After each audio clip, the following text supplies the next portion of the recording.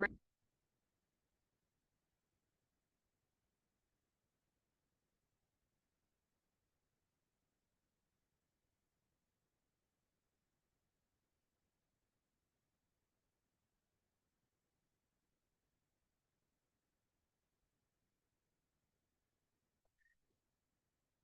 afternoon, everybody. Thank you for coming out to today's meeting of the LSU Faculty Senate, which I call to order at 3:05 p.m. Roll is being taken by means of sign-in. Please make sure, if you have not done so already, that you sign in on the sign-in forms next to the entry door. If you are an alternate, please sign in next to the senator for whom you are standing in today, so we have a record of attendance for the minutes. We have a number of alternates who have let us know that they will be standing in for senators today. We have Suniti Karunatilake for Peter Duran, Alicia Long for Andre Pagliarini, Priscilla Allen for Jennifer Scott, Mazal Abuada for Rebecca Christopherson, Joan King, Subramanian Sabatel, and Tracy Norton for Summer Chandler. Are there any alternates whose names I did not just call? Yes. Samuel Morris for Haley Cobb. Thank you. Do we have that, Madam Secretary? Thank you. Thank you very much. Any additional alternates? Okay. We have a number of guests with us. We are pleased to welcome Emmett Brown, Interim Vice President, Enrollment Management and Student Success, and Tracy Blanchard, Director, Disability Services. Welcome, and we're pleased to have you at today's meeting. You will be thrilled to hear, as I was, there are no public comments. We have our minutes from our prior meeting on October 9th. I apologize for the typo in the agenda, but the minutes are from October 9th, not October 27th. They were distributed in advance of today's meeting. I assume we can forego a reading of the minutes unless there are any objections. Hearing no objections, we shall forego a reading. Are there any comments or corrections to the minutes as distributed? Hearing no comments or corrections, the minutes are approved as distributed, and thank you to Michelle for getting those together. Before we get into the President's report for today, I just wanted to take a minute to recognize a member of the Faculty Senate Executive Committee who rotated off earlier this term, who provided valuable service for her college as well as to the faculty at large, Carmela. If I could just ask you to please come up. I apologize that we've been a bit behind in doing this, but we wanted to just recognize you for all the work that you did for us. We have a little token of our appreciation. Thank you. Sorry it took so long. Carmela really did an outstanding job, and we were thrilled to have her on the committee with us last year. So thank you, Carmela. All right, President's report. Dear Senators, with the Board of Supervisors poised to select LSU's next president at their meeting tomorrow, November 4th, I wanted to reflect on the process by which we reached this point and the importance of this decision. To start, I want to extend my deepest appreciation to my fellow search committee members, Olivia Phelps and Kenneth Schaefer. This has been a trying process, and the work they did to represent the faculty and staff of this university is to be commended. Their commitment to LSU was on display every day, and I was also heartened by the dedication a few other members of the committee exhibited to this institution and its mission of conducting research and educating the population of Louisiana. Despite elements which were unusual for a search of this type, such as its accelerated pace, I was pleased that I was able to identify 3 outstanding candidates for the position from the pool presented to the committee. As I stated in the search committee meeting on October 29th, my final 3 candidates, in no particular order, were Dr. Matt Lee, current interim president of LSU, Dr. James Dalton, executive vice president and provost at the University of Alabama, and Robert Robbins, distinguished visiting fellow at the Hoover Institute at Stanford University and former president of the University of Arizona. In my estimation, these 3 individuals met each of the criteria established by the committee for the position, keeping in mind that the position includes both the presidency of the LSU system as well as serving as the chief executive of the A&M flagship campus in Baton Rouge. It is in that latter role that this individual is expected to, according to the responsibilities listed on page 5 of the LSU president position profile, quote, advance the generation, preservation, dissemination, and application of knowledge and cultivation of all academic areas of study on the campus, end quote. Given these responsibilities, I and a number of other members of the committee prioritized academic achievements and experience running a Carnegie R1 multi-campus system, as detailed in the search criteria developed by the committee in our evaluations of the candidates. Each of these candidates, in my opinion, met or exceeded these standards. I was therefore personally extremely disappointed when Interim President Lee did not advance into the final three. Not only did I think it was a mistake, because as an accomplished scholar and gifted administrator, he was deserving based on his merits, but Dr. Lee has been a dedicated member of the LSU community for decades and has never failed to step up when called upon to serve this institution. I have heard from many individuals on and off campus who share my disappointment at his omission as a finalist, and on behalf of myself and the many faculty and others with whom I have spoken, I wish to publicly express the admiration we have for him, as well as our appreciation for all he has done and, I sincerely hope, will continue to do for Louisiana State University. Now that the final three candidates have been selected by the search committee, our work is complete, and the decision of who will serve as the next president of LSU rests with the Board of Supervisors.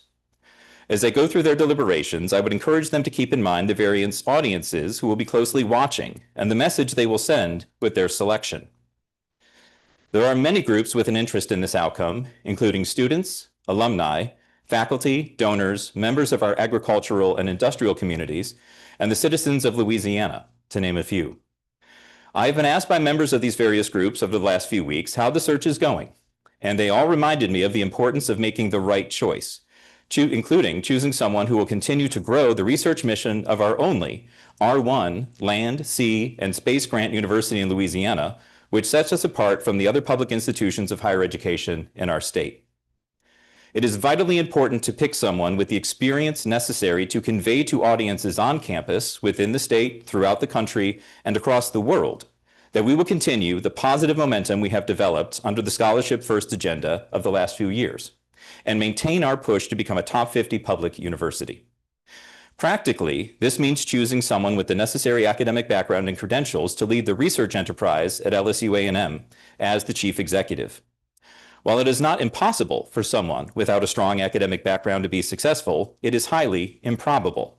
The scale of the task is immense, and the time for on-the-job training is minimal. Having observed the process thus far, I have to say that I am more anxious about the future of LSU than I have been at any other point in my time in Baton Rouge. There are many factors at play in this decision, including discussions about how to structure the LSU system and its administration. While these questions are worthy of deliberation, it is undeniable that in its current form, this individual will be tasked with overseeing the research enterprise of this university from their first day in office, and they will be judged by the observers to this process on their perceived ability to fill that role. These last few weeks have been trying for this institution and those who care about it on many fronts. I believe that faculty have become demoralized by rumors and innuendos surrounding this search, uncertainty over what it will mean for LSU, and an environment which is perceived to have become increasingly difficult for higher education. As Faculty Senate President, I have spoken with faculty members about their anxieties over the tenure and promotion process, and what a new president, who under this structure will ultimately be charged with making those decisions, will mean for their lives and their careers.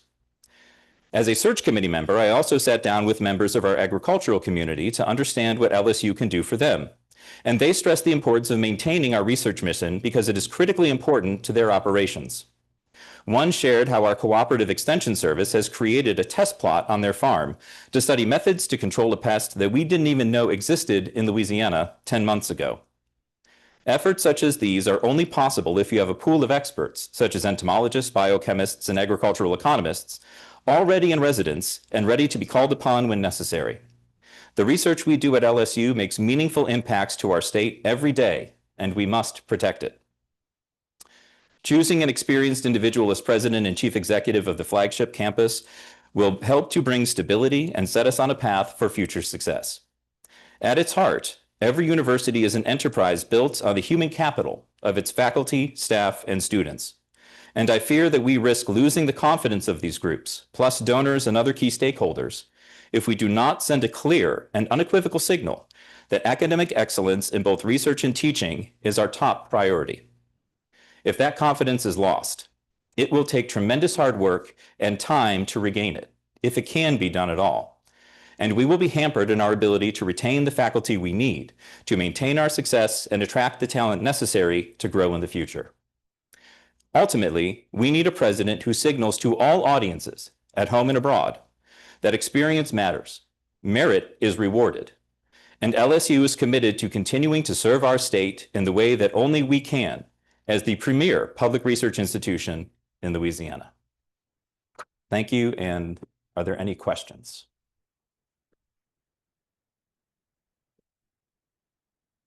All right. Thank you very much. There is a survey open for you to provide feedback on the search and the candidates in the search. It is available at the Presidential Search Committee website. There was also a link that I distributed this morning. That survey will close at 8 o'clock tonight in advance of the board meeting tomorrow, where they will make their selection. If you feel that you want to add your perspective to the search, I highly encourage you to take advantage of that opportunity, but you have to do it again by 8 o'clock tonight in order to make sure that your comments are recorded. And please do keep in mind that any comments submitted via that link will be considered public comments and could be subject to FOIA requests or other type of disclosure. So please do keep that in mind as you are drafting your messages. With that, we will move on to our first piece of business, and that is the consideration of a proposed change to the date for resigning or dropping courses. And I would invite Emmett Brown, Interim Vice President, Enrollment Management and Student Success, to join me at the lectern for the presentation of the agenda item. So thank you and welcome. Thank you.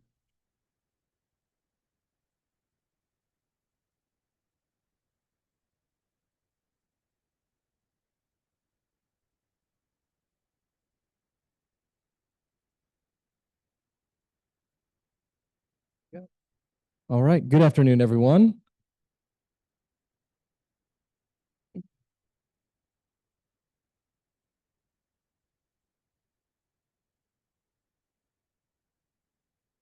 All right. Good afternoon, everyone. My name is Emmett Brown. I do serve as the Interim Vice President for Enrollment Management and Student Success here at LSU. It is a pleasure to be with you all. I wanted to do, before I get into the merits here, just thank our colleagues in academic affairs. Thank you, Dr. Bach, for your assistance with this particular proposals, as well as the members of the ASH committee. It has been great working with them over the years, and in particular with this particular item. So the goal of this item is to move the final date for resigning from the university, or to drop a course with a W from the current state, which is the Friday of the 11th week of class, to the Friday of the 14th week of class. And there are a few major reasons for this, and we've tried to illuminate them here in the item. But in particular, we're worried about two items. We're worried about faculty and staff bottlenecks that are created with the current state. We're also worried about kind of the impact on our students as the demographics of our students change, and trying to give them as much time as possible, as much information as possible as they try to make this determination. So what we have looked at is, number one, the current state in the 11th week has significant overlap between the drop deadline and when our students are scheduling for future terms. So that places a significant burden both on faculty advisors as well as our professional staff advisors. So they are both handling these drops, and they're handling new student future scheduling at the same time. Creates a significant bottleneck with that overlap in population. So the goal is to try to alleviate that by moving it a little bit later in the term. The second piece on the staff side is actually number 4, and so this is really looking more at faculty. And item number 4 here, our goal is to make this as flexible as possible for faculty as well. We don't want faculty to feel the pressure of a drop dead date or something like that, and have that impact the flexibility that you have with the way that you teach or the timing of your assessments. We want that to be as flexible as possible for faculty, so that there's not this other item that's looming as you think about your students as you go through your term in teaching. On the student side, we're looking at number 2 and number 3 here. Number 2 is looking at the federal financial aid impact, and number 3 is really looking at the changes of demographics for our students. So one of the things that is important to note, our students are significantly different today than they were a decade ago. A decade ago, our students, about 18% of our students were first-generation students. Today, there are more than a third of our students are first-generation college students. There's a significant information gap there for those students. They have a lot less cultural capital when they come into the institution, a lot less understanding because of that gap. So giving a little extra time there is really helpful to those students as they try to navigate this. The second piece is the federal financial aid component. So there are impacts when a student drops a course on their eligibility for current and future aid. If a student is to drop a course, they need to go through the process of actually communicating that with the financial aid office in addition to their advising units. Because with the changes that are coming next year in particular, starting July 1 of 2026, there will be different options available. Some of them some of the current options are either being removed entirely, some of them are being changed, some of them are being capped. So there will be different options available for those students moving forward. And so this allows students more flexibility, a little bit more time to make a really informed choice. That is ultimately the goal, is to provide students, faculty, and staff with a little more flexibility in the term. And so I would open for any questions at this time. I'd be happy to answer any questions that you have about the proposal. Sure. So the proposal was received and approved out of the ASH committee, so they are the motion to approve it, so we don't need a second. We can enter directly into discussion, and because this is not a resolution, we could pass this today at the meeting if that is the sense of the Senate and somebody wants to call a vote on that. But before we get to that point, we will enter discussion for folks that may have questions or comments on the proposal. And if you can just wait for the microphone and introduce yourself, please. Hi, Joan King, College of Ag. I was wondering if you could go into more depth about how it may affect financial aid for the students.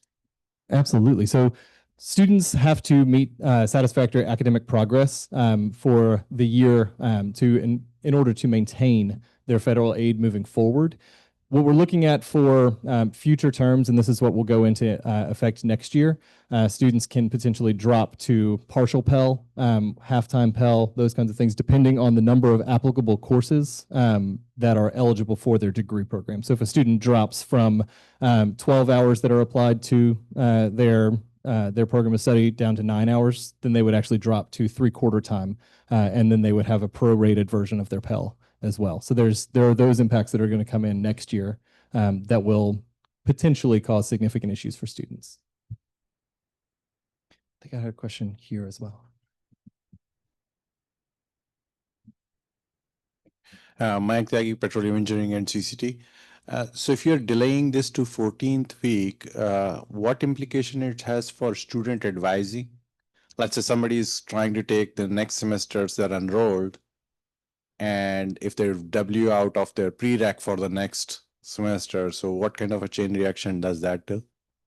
Absolutely. So my understanding with the current workday setup is that they would then be ineligible for that future course if there's a prerequisite that is required there. That would be flagged, and they would have to change that course moving forward.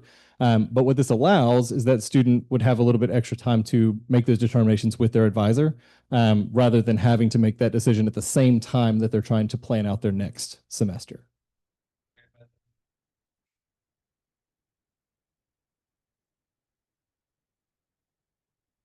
They could. The question is, should they meet again after that point, because it may change the advising components.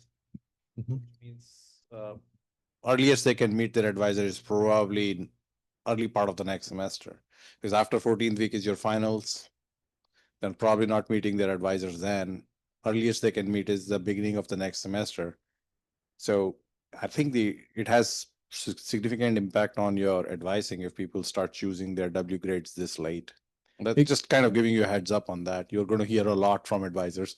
Sure. And the goal is to try to remove the same time for those advisors. One of the things we've heard from the advising community is that there is that bottleneck that exists in the 11th week currently. So moving it back would help them there. But I do see the point that if they do have dependencies in future of that W, that it could require an additional advising appointment. This is coming from somebody from College of Engineering.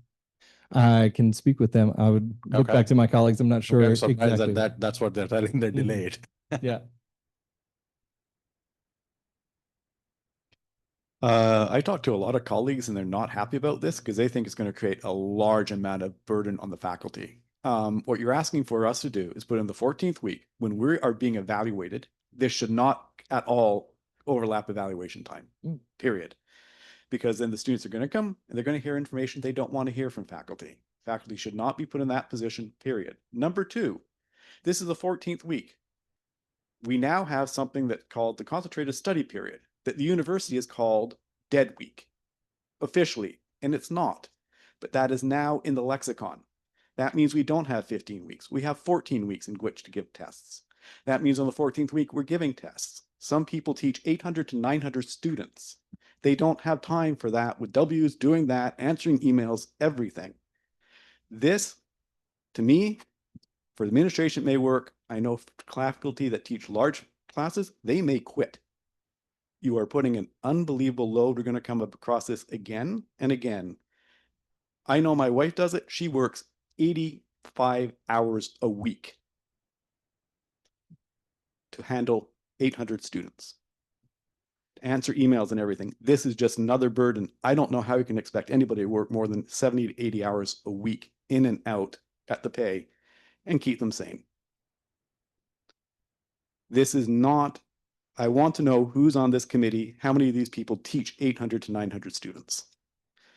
Number two, this is going to increase the W rate because students are going to procrastinate, and then they're going to do a W. So our DFW rate's going to go up, and that's going to hurt faculty again. I have a suggestion. And I talked to colleagues across the board. They would like you to very carefully consider the MIT. For the first year, students can drop after the semester. That means that faculty aren't punished. For the first year, they're adjusting. I fully agree. Let them drop at that point. Rather than doing on the 14th week, and the rest of the time it's 10 weeks, it's like you have to take your classes seriously, not postpone, not procrastinate. So these would be things that I'd like you to know, but I can tell you that for faculty that teach large classes, this is an unbelievable burden. Having students coming in, wanting to know W when they're in the last week, when they're making the group finals, they're giving their final exams. They're having students complaining all sorts about their grades and so forth because they procrastinated. On top of that, students have basically left for Thanksgiving. They've gone over the instructor's heads to talk to the chair because they booked cruises during that whole week. So this is just putting piling and piling and piling on them. Please do not do this. 10 weeks, or they can drop it at the end of the semester once they know their grade.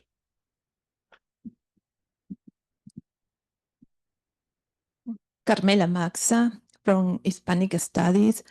I have served as the undergraduate advisor for Spanish, and I am also right now the graduate advisor for Hispanic Studies. I think it's a good idea. The discussion should be about when to do it, but I think it's a good idea to extend that dropping because it creates that bottleneck that you mentioned. My only concern is about international students. Have you thought about the impact of this withdrawal change into international students' status? That's it. Thank you. Thank you. Yes, so the goal would be that these would align similarly to the federal financial aid for domestic students, that it would be aligned with the international status for those students as well. Hi, is it my turn? Catjock KAAS. I guess I'm a little confused because when my students want a W, I just get a form, I sign it, and that's it. It like takes 5 seconds. So I don't see this as being a burden on the faculty. And if it helps students, I think we should do whatever we can to help students. So I support the 14th week because it's no skin off my back, unless I'm misunderstanding. Hi, I'm Scott Baldridge in math, and we do a lot with we do a lot with advising right around now actually, and part of our advising has a lot to do with knowing where they're going to be, and if it's they may or may not pass a course, that can have huge ramifications in mathematics, which is almost all prerequisite driven all the way through. So I see there's going to be a problem there. But on the other hand, I'm kind of in agreement with the MIT model.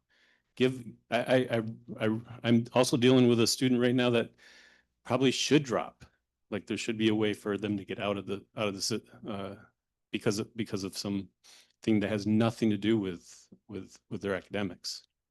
So there's going to be things like that where I absolutely want to give them as many opportunities as possible. So I'm fully on board with the attempt here.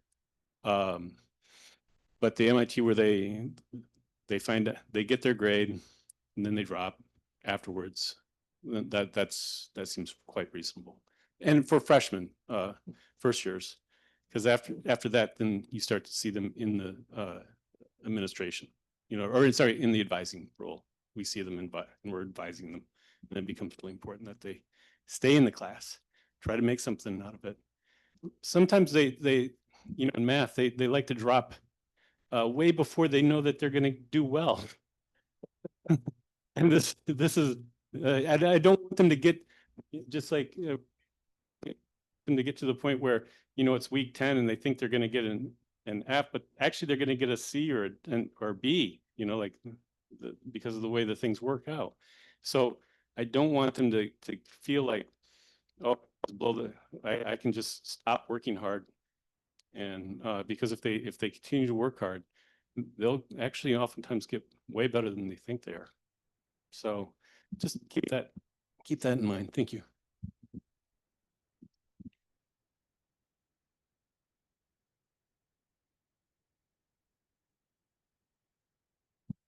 Hi, y'all. Lily Allen, social work. I loved your spirit about pro students and also like the logic of this. I don't teach those massive classes, so God bless Goddess bless your wife for working 85 hours a week. But does it affect does it affect their registration? If they're going to drop in the 14th week, aren't they off sync with whatever they have to register for the class that they want to take? Like if they don't like you, so they drop the course, how do they get into the other course? Doesn't it potentially lengthen their time? It would in our program, because it's like very in sync. So if they dropped, sometimes they wouldn't be able to take that class until like the next round. So I don't think I understand that. Does that make any sense at all? And like it's pro student, but we don't want them to graduate later, right? So wouldn't a W or a dropping the class screw them up in terms of when they're going to finish? Or is it just like they can drop in anytime? I don't understand that. Yeah, I guess the question would be, would it have the same impact if they did that in week 11 as in 14? I don't think it would be different in that case. Mm-hmm. It's eating more faculty time with a student who might be less committed to their coursework, right? So if you know you can drop at the end, it's like a marriage that's a little bit like, loose. So it's just, there's no commitment there, right? So I don't know, which I have no problem with either, by the way. I could see that. I could also see the other side of the coin could be that if they want to maintain beyond week 11, that they may be more committed at that point. I could see that as well. Could go either way. Potentially. I would see those students as the ones who are wanting to progress and try to get to a grade that is more acceptable for their prerequisites than the student that's trying to, I think they would drop earlier without putting in the extra effort if it's in week 11. It gives them more time to work toward. That's the goal, is that students would have more time potentially to get to a third assessment or something like that.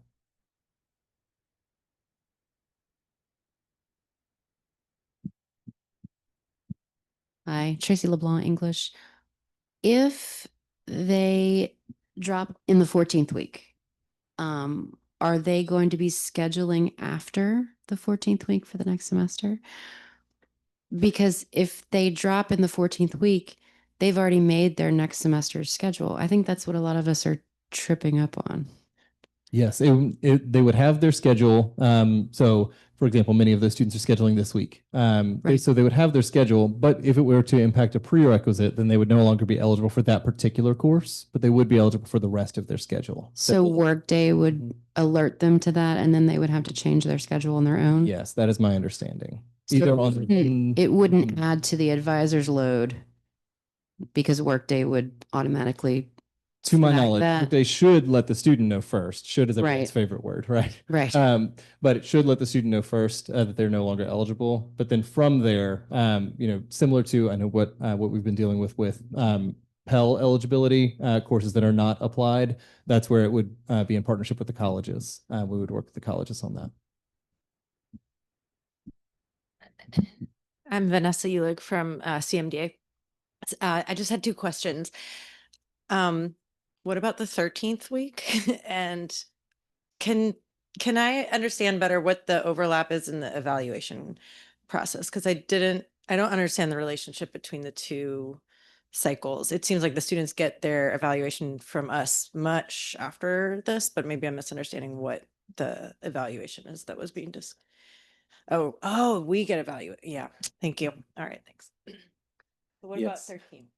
And I think that would be beneficial to the student as well. So we're not tied to the 14th week. The goal was not to go beyond the 14th week because obviously you're getting into courses ending and finals and those kinds of things. So we'd be very happy to amend that if that's what works for the group. Absolutely.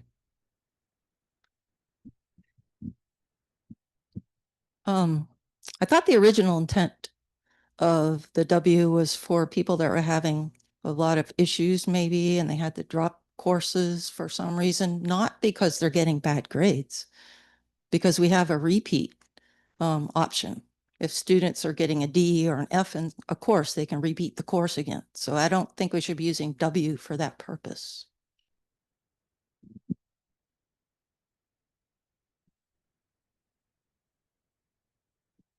Any additional comments or discussion? Okay, with no additional comments or discussion, we will proceed to a vote. So a vote in favor would be for the adoption of the proposal, which would be extend the drop or withdrawal date to the 14th week as written in the proposal. A vote against would be against it, and it would not be adopted. So with that, all those in favor of the adoption of the the I-grade, going back a week, the favor of the withdrawal date movement to the 14th week, please say aye. All those opposed, please say nay. In the opinion of the chair, as the nays have it, the proposal is not approved.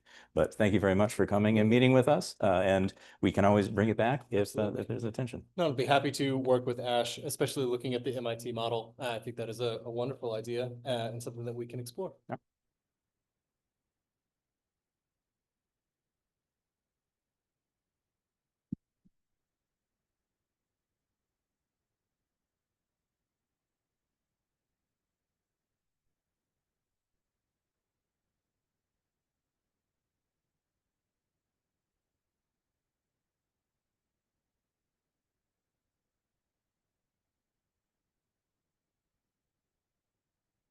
All right, our next piece of business is a presentation by the Faculty Senate Generative AI Committee, and it is a presentation of their draft guidelines on the use of generative AI in curriculum.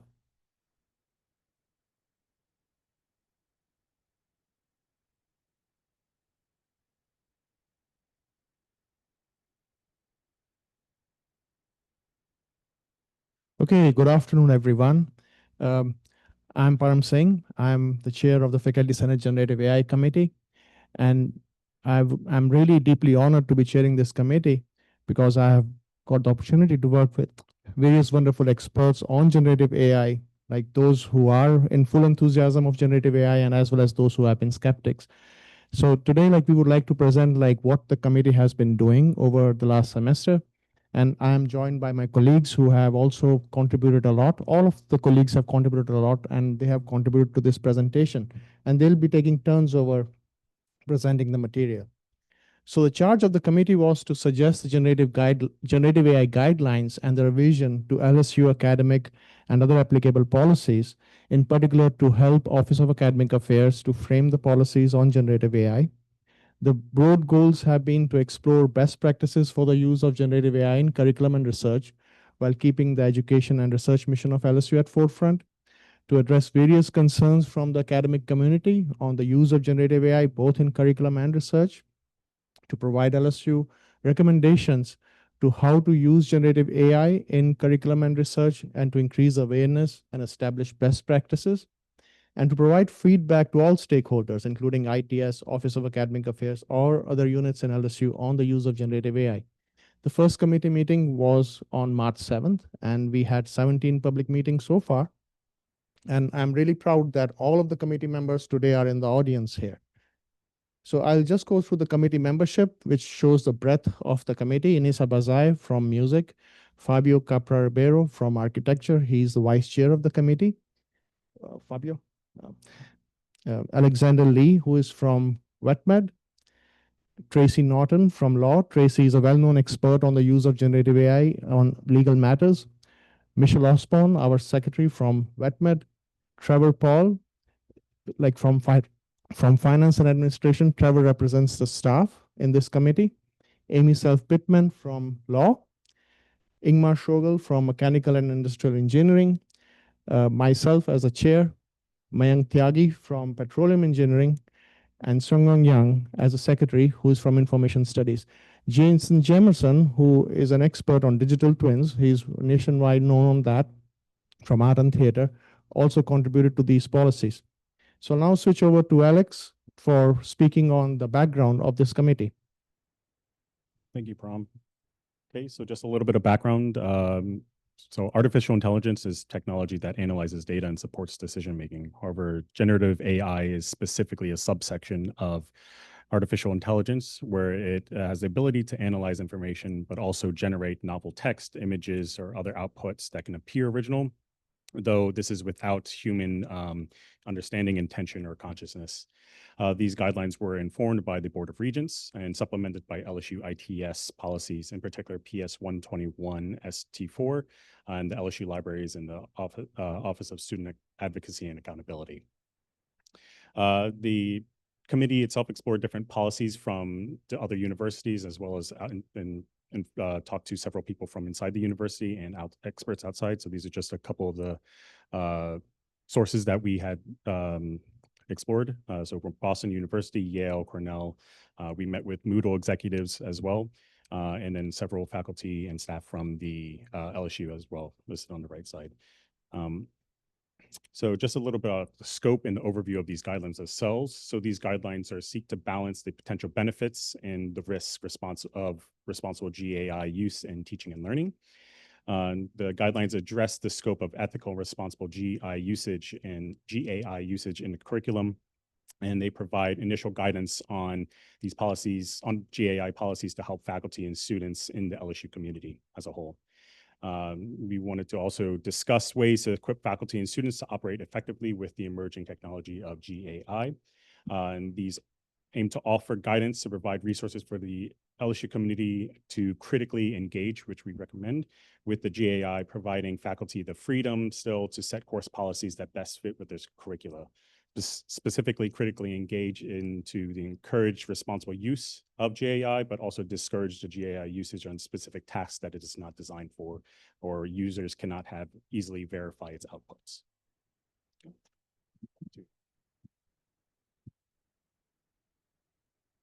So for student guidelines, there are obligations and also encouraged activities around the GAI. So for obligations, students should check the course syllabus GAI use. And if they use generative AI, they should disclose the use by inserting some kind of statement. And they should verify accuracy, legitimacy, and appropriateness, because these AI systems will hallucinate. And they should comply with all these university policies and seek guidance whenever they're not sure about the GAI use in the course. For encouraged activities, they can attend any learning opportunities offered and approved by LSU, and they should stay updated with the GAI development, because this is changing so quickly. And they should discuss any GAI use, even outside of the classroom, with the faculty explicitly. And the important thing is the final accountability rests with the student when using any AI tools.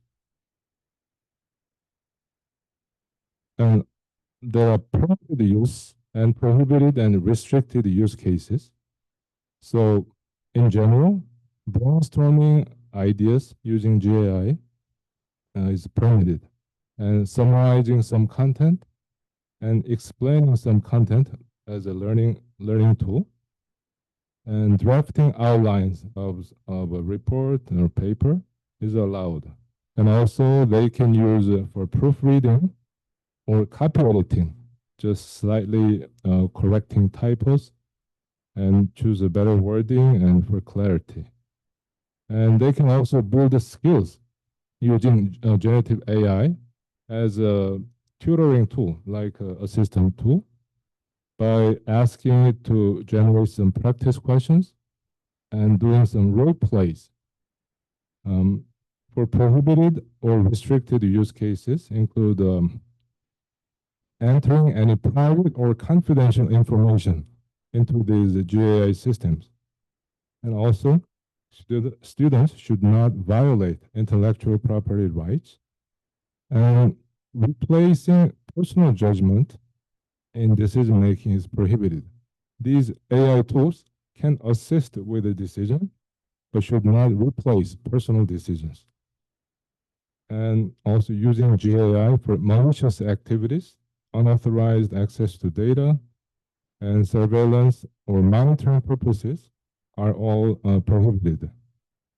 And lastly, misrepresenting these AI-generated content as his or her original content without disclosing by inserting some kind of a disclosure sentence is also prohibited.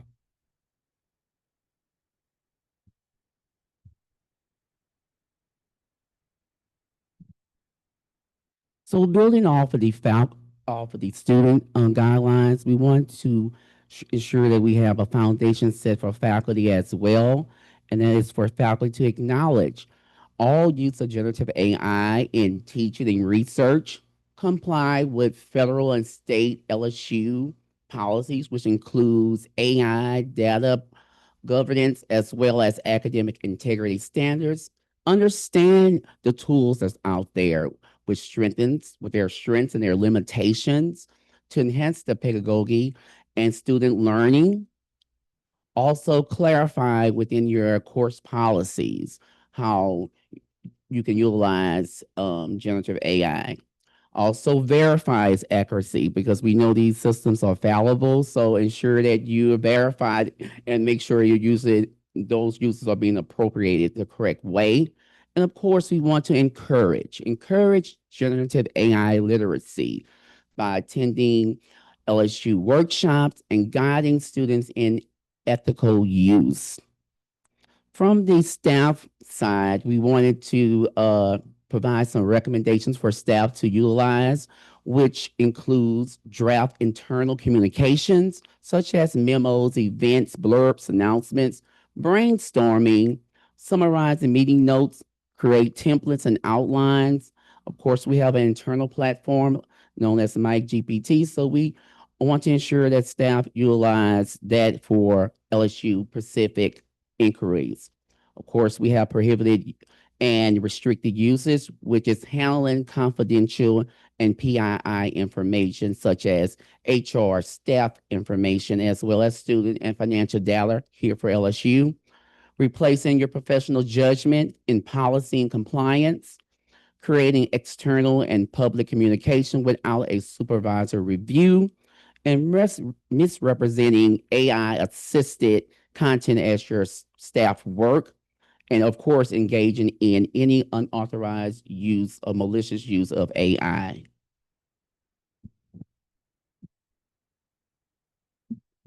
And part of the way we wanted to do this is to give you, as faculty, 3 approaches to generative AI use syllabus statements. So we have our prohibited, which is you can't use it. It's not appropriate in this class, and the instructor does not allow it. One thing, violation of this, if it's in your syllabus, would be treated as academic misconduct. One word of warning right now is there is no platform that can accurately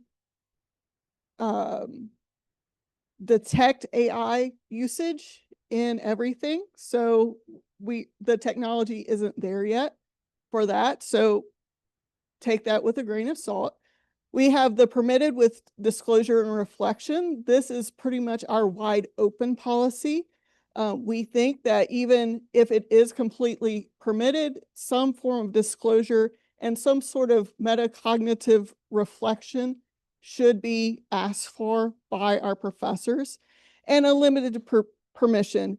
GAI is permitted for specific tasks, but it's not wide open. And every professor would have the chance to take one of these 3 approaches in your syllabus. We've also come up with 4 appendixes, or an appendix to our policy, and it's addressing the AI resistant assessment of how we keep ourselves and our students on track. And this is putting process over the end product. These are the 6 design principles that we've decided that should be followed. If it's personalized to your student and to your class, it is less likely to be able to be GAI output without something happening with the student. Process documentation, the student shows you how they do what they're doing.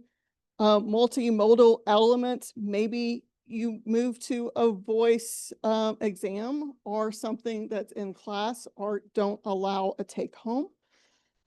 Synthesis of complexity. If it's something that they have to reflect on that's happened in your class that's not out there in the web, it makes it less likely for Gen AI to be able to complete your assessment appropriately. Having them think about why they're choosing what they're doing, including why they're choosing to use AI and what they thought of the AI process as part of it. And collaboration, group projects, they hate them, we love them, it works. And these are some of the benefits that we think results from creating an AI resistant assessment. It develops their professional judgment. It makes generative AI more manageable for us as professors. It improves equity for all of us, our students, and no detection tech needed because it goes around that issue.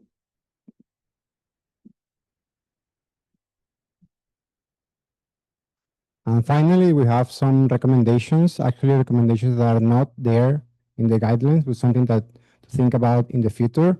The first one is LSU should prepare students to live and work in a world with strong AI presence. And this doesn't necessarily mean training the students or teaching the students in AI. It may be discussing ethical repercussions or something else, but to be ready for that world. Number 2 says, when used in coursework, faculty who wish to incorporate generative AI should promote only ethically developed and responsibly governed GAI tools. And this is, again, a very complex concept, like what is ethically developed generative AI. That's something probably, I don't know if we have to define together or you have to define by yourself in each course, but I just give you an example, like where I come from in arts and design, we also have an issue with image generation. And there are many tools out there that are that use every single image they could find to train their models, while there are others that use only images they have the right to use to train their models. So that's a difference, like a big difference between ethical use or ethical development. The LSU community should actively contribute to the development of more ethical generative AI options, which again it may mean programming, like actually building those tools, but also maybe part of bodies of discussions and trying to get together with others and try to think about these more ethical options. Current tools for detecting AI-generated materials are not reliable, accurate. Therefore, faculty who restrict the use of generative AI may need to adapt their courses. And this is like one of the biggest takeaways we have had or the biggest like repeating discussion we have in the committee. Like if for those that want to prohibit or restrict the use of generative AI, you really need to think about, or potentially you need to think about adapting what you are doing nowadays in the classroom, because most of the things we were doing before now can be done by generative AI, or if not, we'll be able to do it soon. LSU administration must provide generative AI resources to both students and faculty, and should specifically support faculty in adapting their courses. So we should have some kind of formal guidance in the form of training, of lectures, or something that is certified or approved by experts saying these are the ways, of these are the mechanisms, or this is how you can do it, instead of, everyone by themselves trying to learn about these tools and trying to understand which one is the right way to do it. And finally, given the fast evolving landscape, the Faculty Senate should establish a standing committee on generative AI, which can work closely with so many units around LSU. And as an example to that, I'll say that most of the work that we did in the spring was outdated in the fall. And we had to, again, do so many things and so many research, again, to keep everything updated. So there is, I think, the obvious need to have someone or a group of people working on this continuously. Thank you. So I would just like to add that the guidelines for what the committee has prepared for the curriculum part, they were distributed earlier on by the email, and they are also available in print on the front desk. We are still working on the guidelines for the research part. They are more complex. We are going to work with ORED and all other experts who are already working on the research part for the AI in LSU. That's the first thing. The second thing is that we are not asking for a vote right now. The reason we came up with this is because of the executive order of Governor Landry. LSU needs to establish policies by December 15th. And we want to help in this process. We want your feedback. There are going to be about 3 or 4 committee meetings from now to the next Senate meeting. Anyone who wants to give a feedback, wants to join the committee meetings to give detailed feedback, I strongly welcome you all. But if there are any questions or concerns or comments right now, we'll be very happy to take them. Hi, Mike Holt from the libraries. My only question is, and I don't know if it is even something that you guys would add to this, but just making clear policies for what the sort of, just like there would be for plagiarism, if academic dishonesty does come into AI, policies for establishing even things like what the burden of proof would be for that. I've already seen it happen, where a student was falsely accused of using AI and was cleared by the committee. But just something about what the process would be for resolving those kinds of disputes, because I know they're going to come up. I think the first step would be that the faculty have to be very clear in their syllabus statements that whether it is a prohibited use, limited use, or full use with reflection. And this is going to be the biggest challenge. Your question is extremely important. We don't really have tools which can clearly detect whether it's a use of generative AI or not. And the best is that the faculty will have to work with Student Accountability Office, and we'll have to work with Office of Academic Affairs to work on those policies which will reflect these changes on plagiarism. Or just, what would happen if there was a complaint, like what the process would be and how it would roll out. And if it looked the same as plagiarism, that's fine. It just something in that area. If it is detected, if let us say you are the faculty member who has prohibited the use of generative AI and it is established that the student use generative AI, then the standard procedure would be implemented. Yeah, that's all I wanted to say. Thank you.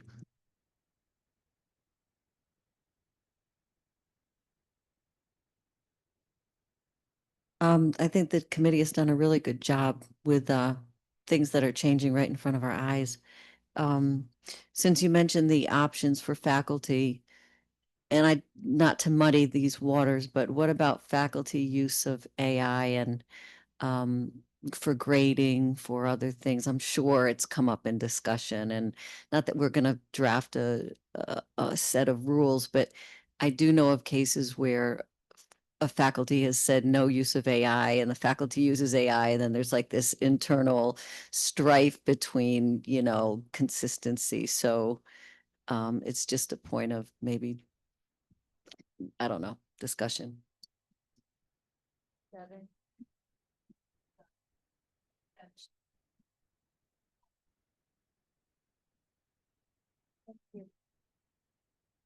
Yeah, in regards to that, I'm just going to say that one of the things that we discuss and we agree on is that the guidelines should have faculty and students both on the same standards. So it's not like, you know, we can do more than them. It's like what should be done and what's not. So. And then final question. Thank you. Josh Ellis, School of Education. First of all, I want to thank the committee. This is a really outstanding effort. So thank you for getting to where we are right now. My question relates to some of the comments you made about personally identifiable information, privacy. I was wondering if you had given any thought as to distinctions between different models. There's like the online models that most of us think of where you put everything in and it all phones home and they're monetizing the heck out of everything you upload. But then there's also local models that don't even use the internet, or you've got something kind of in between like we have with Mike GPT where it's private. I was wondering if you had given any consideration to those different models and how that might impact some of the guidance you have here. So our policy, our guidelines here are complementary to the PS 121 acceptable use policy standard 4 on generative AI, which has been recently passed by IT Governance Council. And I think the best answer to your question can be given by the Chief Information Officer, Craig Bully, who's sitting next to you. Craig, you want to say something? Thank you. So yeah, in PS 121 standard 4, we do talk about, so there is a process in place already, the IT 100 process. Not everybody likes it, but it's really come in handy with this executive order. We are looking at every single piece of software that's being purchased. If it's got an AI component, we do ask, what kind of data are you putting in there and how is it being kept secure? And so we can analyze and see, like, if it is Mike GPT or if it's something where we know that the data isn't being used to train other models, there's opportunities there that we can become comfortable with what data you're using, but everything is done on a case-by-case basis, labor intensive, but it's required in this case. So there are options and we can work with you on that. Yeah, and just one last question, because I do want to leave Director Blanchard some time for her presentation. So we've made this the last question. Very fast. So this is Scott Baldridge again in math. And it's just a comment to provide examples. I think a few examples, especially when it comes to like prohibited use of GAI assigned grades for student work. If you put in an example, i.e. Uploading students' essay to so-and-so and as to grade it. And if you do that, that'll help people read and go, oh, I shouldn't do that. All right, thanks. Can we take it just in like 1 minute? Is that okay? Okay, yeah, please. I'm Alicia Long from History. I'm subbing for Andre Pagliarini. I just want to say that thank you for your work here. And I especially appreciate that you have a prohibition policy. But I also would like you to think about, as you're sort of revising this, to think very carefully about language. And saying that these machines hallucinate is tech bro spin. They malfunction. So we need to be very, very clear. They're not human and they have no ability to care about the truth.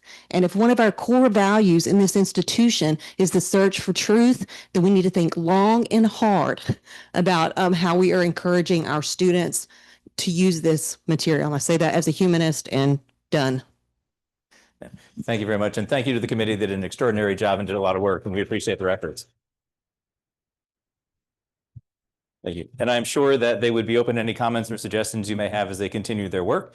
So please do feel free to reach out to Dr. Singh, and he will be happy to share your comments and feedback with the committee. And with that, I would like to invite Director Blanchard to come join us. And our next presentation is Revisiting Attendance Accommodations, Aligning Access with Academic Standards.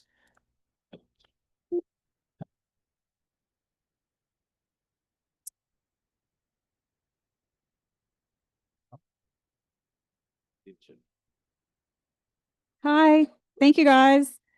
I'm going to wake you up this afternoon. I have a lot of energy and I like to walk around and move around. So I like to start every presentation I do with a thank you, particularly to you as faculty. Listening to you talk about, what we're going to talk about today is hard enough to manage, but all of the things, all of the students, all of the changes that you have to go through every day. So I just want to say thank you from Disability Services for all that you do for our students. I'm Tracy Blanchard. I'm in Disability Services. You can come visit me anytime. I'm in 129 Johnston Hall, and I always have coffee. I'm a coffee addict. And then I love coffee and conversations. If you ever have questions about any of the accommodations and how we apply those or anything we talk about today that we didn't get to, just feel free to come and visit me. No appointment necessary. So I'm going to talk today about everybody's favorite accommodation, consideration for absences.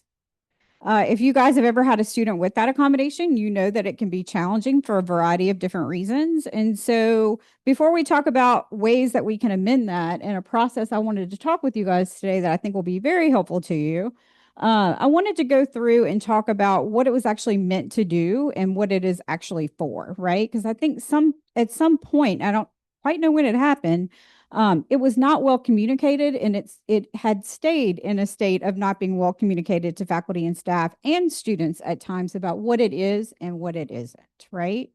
So consideration for absences is only given to students who register with Disability Services. So it's considered an accommodation, not a policy statement, right? It's not PS 22, although there may be disability-related absences within PS 22. If the student is not yet registered, it falls to PS 22 versus this particular accommodation.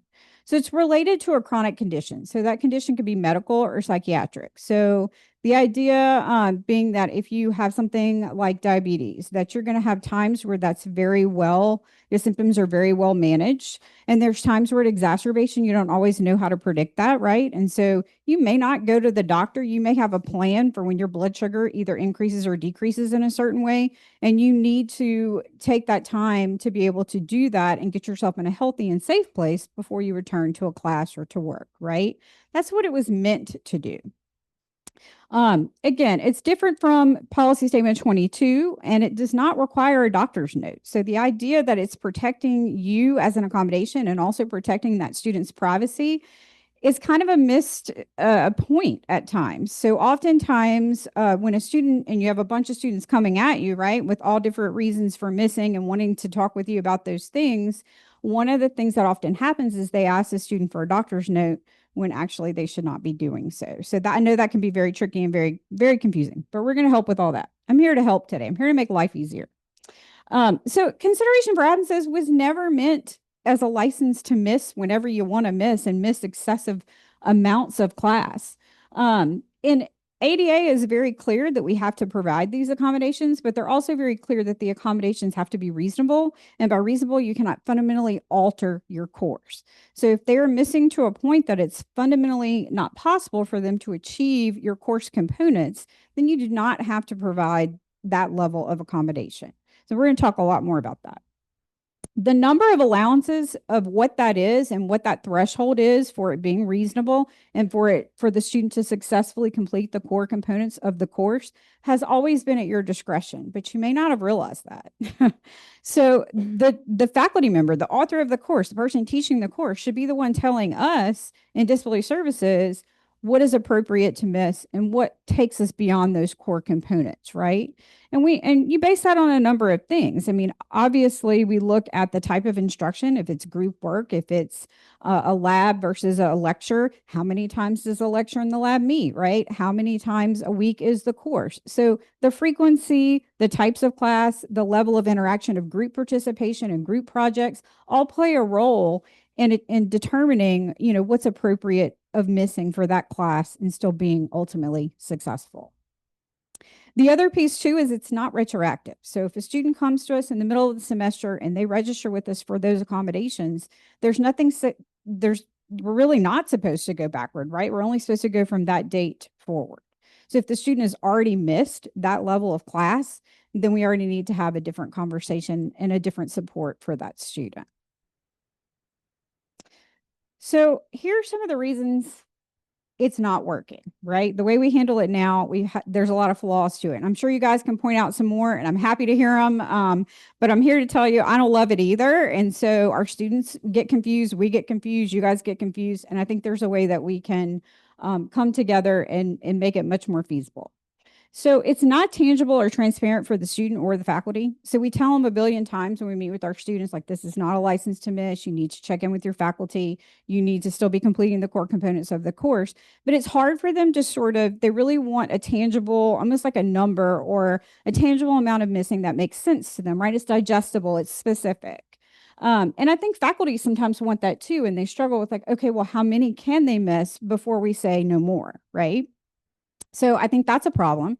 I think it's different for different types of classes. As I mentioned before, what you do in an upper level English with participation and everybody's work is based off everyone else's, right? Is so critically different from what you might do in a lecture-based course that really doesn't have the interactive component, right? And it's meeting more times a week for longer amounts of time too. So those are challenges as well.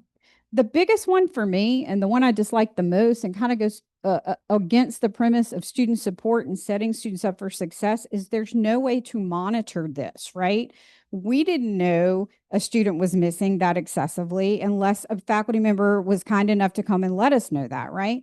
We didn't know, if a student was too ill or we needed to reach out or do a LSU Cares report or connect them to our student health center or our mental health center.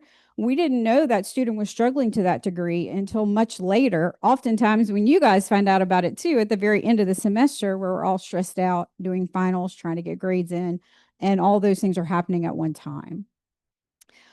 Also too, we need to intervene with our students. Our students have serious life-altering disabilities. And so if a student is missing and we don't know that from the outskirts, we're not really doing an effective job at helping our students manage their disabilities and staying healthy. And so we really want to check on the safety of our students as well. And I want to do it proactively. I want to, if you tell me you can give, they can miss 5 times in your class in the semester and still successfully complete the course, and they've used 3 of those 5 and it's September, then I need to have a conversation from a disability services perspective on what's happening, what's okay, what's not okay, what you're connected to, what you need. And then maybe even having a conversation about a drop date for the course, what we need to look at differently. We're still going to support that student, but that support and that conversation just might look a lot different, right? And then communication. I don't know how you guys keep up with all the absences and all the requests that you get, even outside of the students registered with disability services. I can't imagine teaching 1,000 students and having so many different requests coming through every day, every moment of the day. That's a lot. And so I don't love that, right? And then what happens at finals and finals week when we're all at our busiest, we're given law exams already over in the union. You guys are racing to the finish line, having everybody and their brother and every excuse known to man sent to you in your email, or people are blowing up your email, blowing up your phone, coming in your office. And then the student is also very stressed at that time too, right? So just respecting that's our worst time, right, for stress. And that's when they're coming and communicating about an absence that happened in August, right? And so you're trying to sort through your emails, or I don't know how you keep track of it, however, whatever your system is, to figure out what was where and when was where and who missed what for what reason. And that is incredibly complicated and challenging to keep up with. So this is why I'm here today to talk about something we call a flex plan. So a flex plan is pretty commonly used in other institutions. And it's something we create in our disability portal, which is called AIM. And so it's a module that we have actually built out specifically for the LSU campus that we think will work the best for this particular campus. And I meet bi-weekly with our peers at the University of Alabama and with Texas A&M and their disability folks and their tech folks that also have AIM, because AIM is a pretty widely used disability management system. And we talk about, they've implemented these. So I'm learning a lot from them as far as working out kinks. I figured I would let them work out the kinks first, and then we could come in and pilot it and see how it goes. So they're having really good success with this program in terms of monitoring and tracking. And so we have those resources as well. But essentially what you do if you participate in this, and you do not have to participate in this, if this feels like it's adding to your workload, if this is a model that you choose to use in your class, that is perfectly acceptable. You can keep doing it, in my opinion, in what's called the hard way, or you can take the easy way, which hopefully this will be. So based on your class, you determine the number of absences, as you always should, right? And if you tell me that you meet for 15, 16 weeks in a semester, your course meets 3 times a week for 1 hour, strictly lecture based, no group projects, no interactive kinds of things, just straight up lecture based. And you're comfortable with your students and you feel like they can be successful if they miss 5 classes. Okay. I'm just throwing out 5. 5 seems to be the magic number for that particular framework of course. But again, you can you can make it higher or lower depending on your choice. So again, talking about how many weeks, the frequency, the core components in the course, and what you feel the student needs to really get enough from the course to be successful and to complete the learning objectives of that course. And once you set that number, you kind of enter in with a contract between disability services, the student, and you. So everyone is on the same page and it tracks it and monitors it. And I'm going to talk a little bit more about that in a second. So when a student goes into their AIM portal and they need to use a disability related absence, they literally click a box, it sends you a notification, and it puts a date and time stamp on that. So that way it solidifies and it communicates to all 3 of us. It communicates to you as the faculty, to me as disability services, and to the student. So I know they've used one of their 5. When they hit the middle marker of that, say like 3, it's going to notify their access coordinator, who is their person in disability services that helps them and works with them and engages with them. It's going to notify them of that. And then we are going to intervene with that student to make sure that student is safe, to make sure students has resources, like I mentioned earlier. And that way we have some level of intervention. I mean, the student doesn't have to take us up on what we suggest that they do, right? If we feel like they need to drop the course or it looks like they need to maybe do something a little bit differently, we can provide them the tools and we can intervene. I can't force them to make those choices, but we can certainly at least be doing something versus nothing, and we can become aware of the issue, right? So when they need that, they send it, it notifies. And you can also, what's really cool about it is you can go in and put a dialogue with that student. So it opens an interactive dialogue where if you want to, you don't have to, but you can put in there, hey, we covered this today in class. You may want to read up on this when you come back on Wednesday. You can give them an alternative assignment. If you gave a graded assignment in that course, as long as it's taking a similar amount of time, it's not a higher level of difficulty, we're not penalizing the student for the absence, you can let them know, hey, we took a quiz today, but if you want the points for the quiz, you can, write a paragraph about such and such, right? A 20-page research paper would not be in proportion with that, obviously, but you would want to communicate to the student what it is that they missed, if you so choose, or how they can continue in the class and stay on task. You can also modify it. So if you have a student and you said 5 was your sort of magic number, and that student is really working hard, they're on task with everything in the class, they have done well on their exams, you know that they are going through something very challenging. Maybe there's multiple things happening that aren't just disability related, but maybe it falls under PS 22. In those cases, again, you get to choose what you do with that number. So if you want to increase that number, or if you want to consult with DS to see if it's appropriate to increase that number, if we have maybe some additional information that you as a faculty member would not have, we are happy to do that. I mean, this isn't about not helping the student. This is about helping them and setting them up for success, but also helping them achieve the core components of the course that are so important for their learning. So like I mentioned, most all universities are using this within AIM. It creates a date and a timestamp. So the other thing a student can't do is come back to you in December and tell you, oh, by the way, that those 3 absences were disability related from August. They can't do that. So this is date and time and stamping it. If a student contests that they're not getting their accommodations, it's a lot easier to go back and have that tracking and that record of when they did that, or if they did not do that. Because we still have our students, if they can't contact you same day, we do expect that they contact you very shortly after the disability related occurrence, right? So it can't linger into multiple months. It gives us that three-way communication that we don't have now, and that is for care and advocacy too for the student. It keeps all of it tracked for you. So all you have to do is log into that AIM portal and you'll see your student. You'll see how many absences they've had. You do get a notification each time. But you're basically, when you go in and set that number, you're doing it for your whole class. So you don't have to worry about individual responses. You don't have to worry about individual approvals. It does it for you. And it also allows us to intervene in an earlier way. I also think it provides a framework that's tangible for the students and possible, and it sets them up for success, which is ultimately what we all want, right? So I want to talk really quickly and then let you guys ask me whatever questions you have. PS22 and the Flex Plan do have some interactions. So if you're working with a student who maybe has a loss or a death in their family and they left for the funeral and came back, so they missed a day for that PS22 related incident. And then they're also registered with Disability Services, or they go and register in the middle of the semester, which any student can do at any time. And they, have the consideration for absences and then need additional absences for that.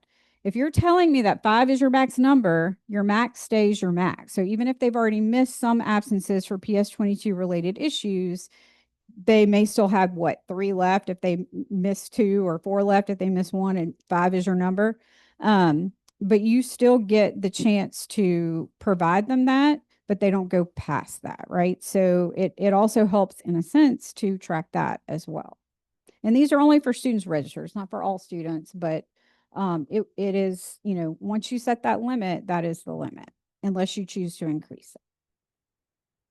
So I'm really just gauging interest. I want your feedback and your thoughts as we look at piloting this for the spring semester. And again, it's not something that you have to participate in. It's something that I think is very valuable. I think it would be very helpful to you and to our students, which is why we want to do it. But what questions do you guys have?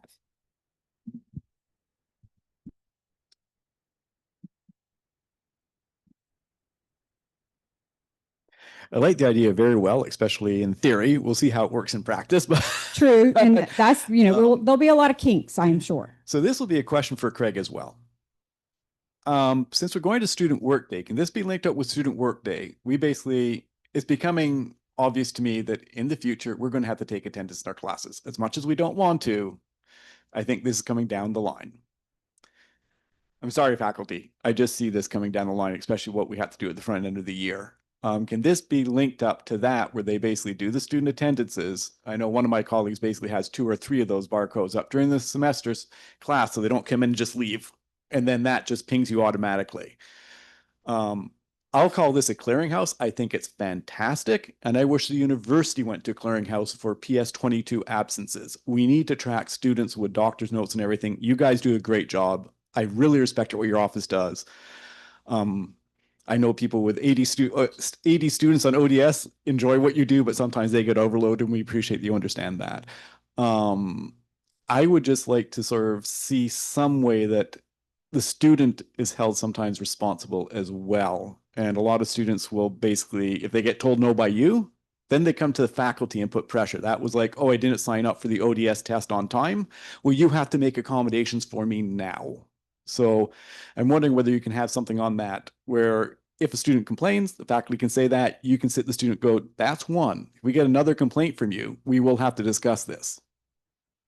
But no, thank you very much for this. I will pass it on to my people that have much more people in this situation than I am. Can you also give this presentation and have it sent out by the Faculty Senate so we can send it to our members? Sure. Thank you. And again, thank you so much for your efforts. I understand it's not an easy job at all as well. It's not, but you guys make it easier, and I want to make it easier for you to assist the students. So that's what this is all about. Any additional questions or feedback? All right. Well, thank you, Director Blanchard. We really appreciate this. And we will be sure to distribute the PowerPoint to you so you can share it with your colleagues in your department.